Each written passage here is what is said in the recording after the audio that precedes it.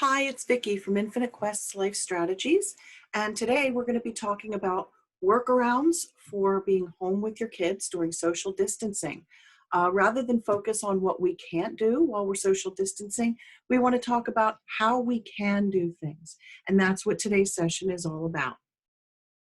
Let me share my screen.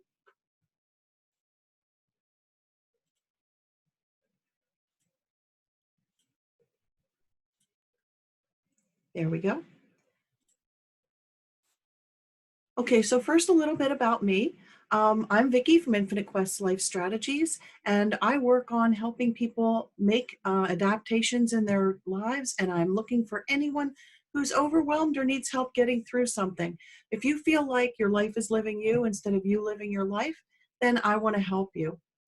So this is part of how we're going to be helping you today.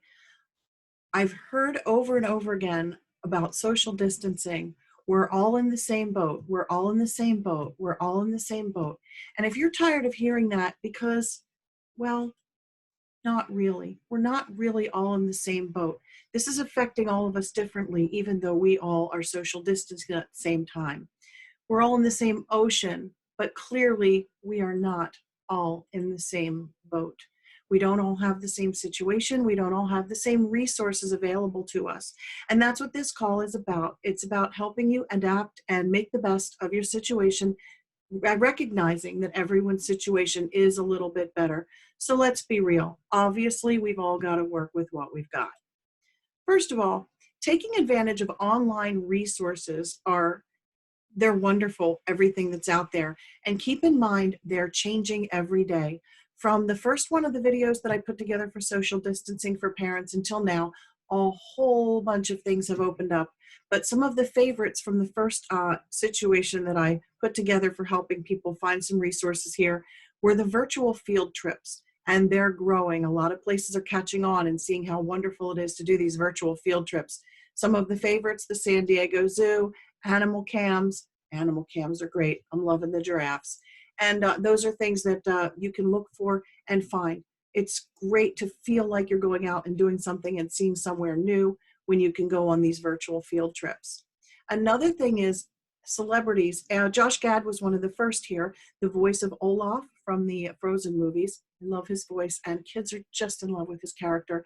That soothing voice is wonderful. He's one of the first actors that jumped on this idea of reading stories to kids every day. You'll see lots of them out there, but this is still one of my favorites. He does a wonderful job reading to kids every day. And also, Mo Willems, who is the artist in residence at the Kennedy Center, does a great job with doodles every day. He does them live, but there's a bunch of them recorded that you can pull up at any time in case you don't want to have to fit that into your day's schedule. He does fantastic little how to draw lessons with kids. Even for the younger ones, they love it. Another thing that my grandchildren have been enjoying is online yoga that's made just for kids. Cosmic Kids is one of my favorites, but there are other ones out there. So you want to look for those online yoga presentations and also some of the other online physical activities for kids that they can do inside the house to try and get some of those wiggles out. But okay, that's great. There's lots of online resources and lots of strangers that you can find online to fill your time. But what about missing your real friends and family? So that's where we get into how proficient we are with FaceTime, Skype, and Zoom and others. But those are my favorites. Let's talk about some tips for online visits to get the most out of it. First off, make an appointment or text first to make sure it's a good time for a call or a chat. Of course, this depends on who you're working with, but even though we're all spending nearly all of our time at home doing our social distancing, you might accidentally choose the 1 hour that week that somebody went to the grocery store, or they're taking a nap, or they're indisposed. Actually, I've gotten surprise FaceTime calls from my grandkids while I was on a date. So you might want to check and see what time might be good for someone, or just give them a little text head up. Hey, is it a good time for me to give you a call for the kids? You could even coordinate a lunch date. I've seen a lot of even preschoolers on Zoom sitting in front of the camera talking to their friends, which is adorable and great for them to get used to doing things like that. But it also turns into sometimes a lot of, are you still my best friend? I'm still your best friend. Are you my best friend? What did you today? I don't know what you did today. Sometimes it's great if you have them just sit and eat lunch like they would together at school or daycare. And it's fun. They can watch each other. And sometimes some of the kids eat better if they're in a social setting. Have you ever heard your teacher say your kid ate something at school that they wouldn't eat at home? This is another way for them to join their buddies for lunch. Maybe they'll eat better. Also, decide at the beginning of your call how long the call will be. You might even set a timer. This is great for kids, managing their time, making sure they said what they wanted to say and got in the conversation, the things they needed to do. But it also takes away that awkward responsibility of you or the person that you're talking to deciding when the call is over. Sometimes it feels like you're cutting someone off, or sometimes it feels like they're going on and you'd like to move on and do something else. It's nice to decide this will be a 15-minute call, this will be a 10-minute call, or something like that. Or we'll end when daddy gets home from work, any of those kinds of things. Also, tips for online visits, you want to choose the appropriate device for the call. And I know sometimes you only have your smartphone, but sometimes we have a choice. A laptop or a tablet often work well for the types of things we were just talking about. A seated conversation, a game, a project, story time, things like that. A smartphone, though, can be great for one of those random calls when your kid just wants to grab a hold of the cell phone and walk around the house and maybe show their aunt the art project they did, and then take it to the window and show her that it's raining, and then show her what they built with Legos. You can carry the smartphone all around and show somebody what you've been doing all day. It's also a great way for them to get the wiggles out with a purpose, walking around and showing someone else everything that they've done. One of the great things for using these online meetings for is reading stories. And again, we're talking about how we're reconnecting with our friends and family. So, some tips for story time online. If only your family member or your friend has a copy of the book they're going to read, then of course they're going to read and then hold the book up to the camera and show the pictures as they read, which is what a lot of the celebrities have been doing and some of the other people that have been posting reading videos. Sometimes you have your child's favorite book, and a grandparent or an aunt or an uncle wants to read that book to your child, but they don't have a copy of the book at home. A lot of these kids' books are kind of short enough that you could actually email them the text for the book so that they could read the text while at home you turn the pages with your little one and look at all the pictures and read along. So it takes a little bit of prep, but it's nice to have all the words there for grandmom or grandpop or auntie to read along and do the story time with you. If you only, if you both have a copy of the book, it's fun to combine one and two.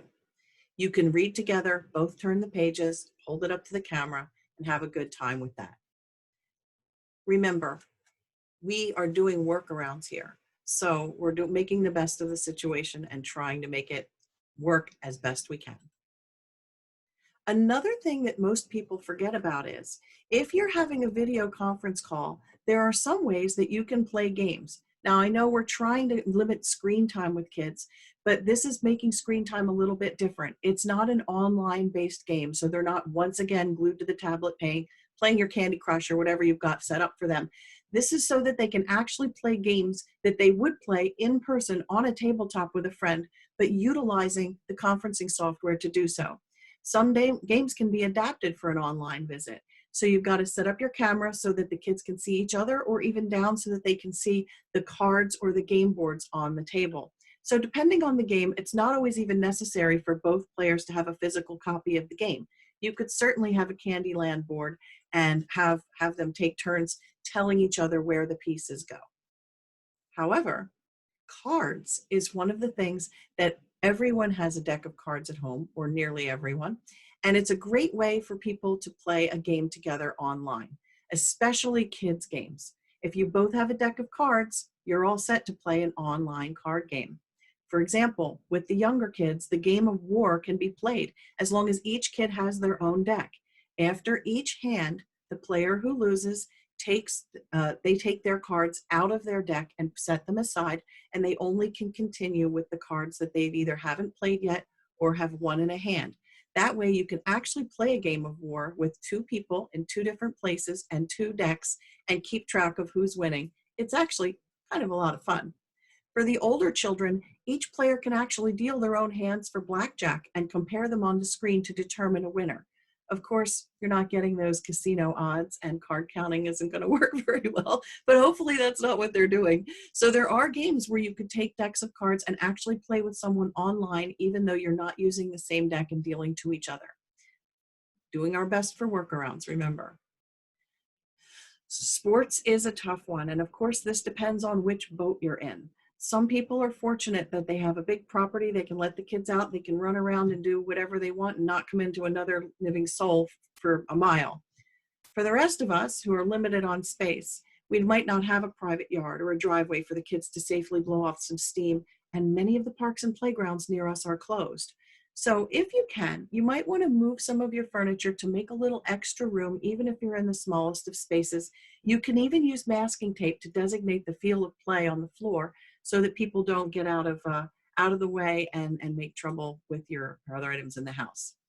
Remember that soft items can replace sports equipment inside the house. Be creative. Use balloons, marshmallows, stuffed toys, rolled up socks.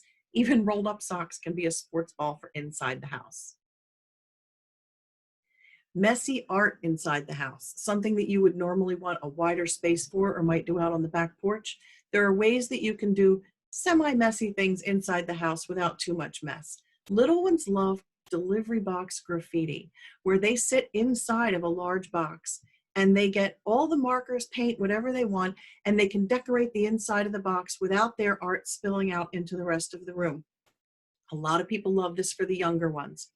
If you're tired of nagging the older kids to stay clean during some of the art projects that you've tried to put together for them at home, switch it up. Give them an old shirt that you were going to throw away or that you're even now using for a cleaning rag, and have all of the art go right on the shirt. If you use permanent stuff, that's great. You can wash it and they can wear it another time. If you've only got washable markers and temporary paints and things at home, that's fine. You can take the shirt when you're done and cut the art pieces out and maybe hang them up or mount them later, and they'll get to save their art that way without making a mess. Messy art outside the house. If you have even a small space outside, sometimes you can let the kids do a temporary art project outside that won't cause a mess in the house and is lots of fun. Obviously, if you have sidewalk chalk, that's always a win. But if you don't have any, there's lots of things that you can do without going to the arts and crafts store.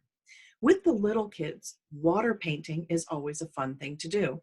Take a bowl or a bucket of water and a paintbrush or a sponge, and they can become a painter outdoors. They can paint the fence, the wall, the patio, the sidewalk, and the house, anything with water. After it evaporates, bonus, they can do it again. No mess. Another outside activity, maybe for the older kids, is if you have expired dry goods in your cupboard, you have art supplies, or maybe even dry goods that are inexpensive enough that you don't mind using them as art supplies. Bird feeder mosaics is something the kids can do outside. You can take old or expired dry cereal, rice, flour, beans, crackers, anything like that, nuts even, and use them to create mosaic pictures outside on the ground. Take a picture of them when they're done so that you can record the great work that they've done, and you can either clean it up or leave it out as a treat for the birds and the squirrels if you're allowed to do that where you live. Cooking is a great thing to do while kids are home, but especially with the younger kids, you have to be so careful with the stove and the oven and things like that, and they can only participate to a certain level. A lot of us forget that microwaves can actually be used for regular cooking, and you can make some amazing meals from scratch in a microwave. Remember that some of the things that you can do, regular foods that you would normally use the stovetop for, can be done in the microwave. One of my children's favorites when they were younger were microwave scrambled eggs. Take some time and look around online. There are some interesting recipes that your kids can do where you really can almost be hands off the whole time and let them really be the chef, because the microwave cooking is so much safer than letting them use the oven or the stovetop. Also, think outside the box. It's really hard when you're comparing yourself to what other parents are doing online. Please don't go to Instagram and think that you need to up your game to match what all of these other people are doing at home. You know your child better than anyone else. You know what they need, you know what they're missing, and you know what will work best for them. Use your best judgment. Hey, maybe your kid loves blowing bubbles, but it's too messy to do that inside and it's terrible weather outside. How about in the bathtub? Does your child love grocery shopping with you and hasn't been able to leave the house to do anything like that? Have you thought about letting your kid go onto Instacart or one of the online grocery shopping apps with you and let them look at the pictures and decide what's going to be on your next shopping trip by making up the list with the online pictures? Remember, I'm always looking for workarounds as well. And last week, our online Easter egg hunt was a huge success. I was so happy to have 185 kids count their favorite colored eggs in the picture and send them in, and 10 of them won prizes. Please think about this. You can also make adaptations to make your normal things adapted so that you're able to do them now. Before I go, I just want to let you know that Infinite Quest Life Strategies, in addition to some of these tips and tricks I'm giving you for your children, I have other programs for the adults. Right now, we are running Awe to Awe, how to turn your job search from awe to awe. We'll be running How to Escape the Entrepreneurial Trap, and also Parenting for New Moms. So we have a lot of programs going for adults, not just how to work with your children. If you're interested in more information about Infinite Quest Life Strategies and more of the things that we do, please look us up on Facebook, LinkedIn, or go to infinitequests.com for more information. Please try to do your best and have a good time while you're social distancing with your children. Think out of the box and remember, you know your child best. You know what they need. You know what they're missing. And we all have to work with what we've got. Enjoy. Please try to have a good time with your kids, and I'll see you later.